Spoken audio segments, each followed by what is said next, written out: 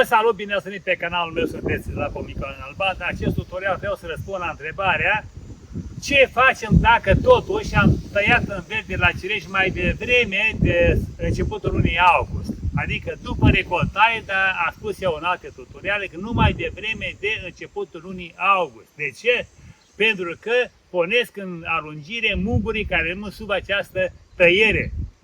Acești muguri, odată cu punerea în alungire, nu ajung să maturizeze până la sfârșitul acestei veri, adică la sfârșitul lunii august, vor rămâne mici de dimensiuni, neîmpliniți, în iarnă vor vegera unii nu, dar nu vor mai fi buni pentru a merge mai departe, pentru producție. Și oamenii au întrebat așa, dacă am făcut totuși tăierea, ce facem acum? Să vedem ce s-a întâmplat dacă s-a făcut-o mai devreme. Eu am făcut experimentare, 2 ciupituri la acest cireș, pe data de 25 iunie. Acum suntem pe data de 15 iulie. Și eu am făcut 2 tăieri demonstrativ să vedem ce se întâmplă. Și vedeți dumneavoastră aici, uitați, deci pe 25 iunie, da, această ramură a fost scurtată, acest răstar de fapt, și a pornit în vegetație 1-2 muguri care au fost situați imediat sub această tăietură. Un alt exemplu este aici, vedeți? Cariceafca a avut scurtare mai puternică, mai aproape de bază, că așa a fost situația, a pornit în vegetație, în alungire, doar un singur mugure. Ce facem acum în situația asta?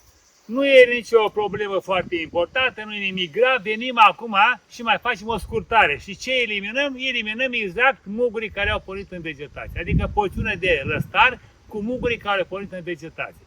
De exemplu aici, vedeți? Mai facem o scurtare și eliminăm acești 2 răstărași. Exact așa.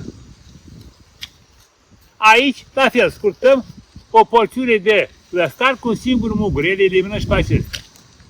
Acum, acești muguri, suntem în perioada asta de 15 iulie, deja nu mai au putere să pornească în vegetație. Dar, mai sigur, îi lăsăm să facem această lucrare care v-am arătat eu acum, deci de recuperare, de refacere a situației, să o lăsăm pe data de 1 august.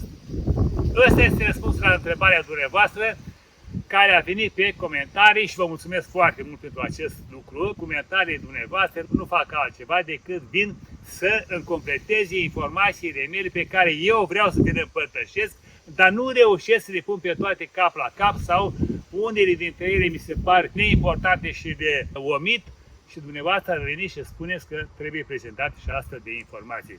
Ăsta a fost tutorialul pentru astăzi, foarte scurt, dar pentru mine este important că vi l-am pus la dispoziție. Vă mulțumesc ca totdeauna pentru tot ce faceți pentru acest canal, pentru faptul că îmi dați like-uri, că urmăriți cap-coadă tutorialul, comentați, îmi dați și subiecte cu această ocazie pentru tutoriale următoare, că veniți și facem pachete de informații în așa fel, la un moment dat dumneavoastră, să măcar unii dintre dumneavoastră să fie apt de a-și face tăierea de întreținere în curte, fără să aibă nevoie de prestări de servicii de alte persoane și să o faceți chiar mai bine decât cei care vin să vă presteze serviciile. Sper să ajungem la acest nivel cât mai mulți abonați acestui canal și neabonați, nu contează, suntem toți în aceeași țară, avem același scop, cu cât suntem mai mulți, mai bine pregătiți și țara mai bine pregătită. La revedere și succes pe toată linia!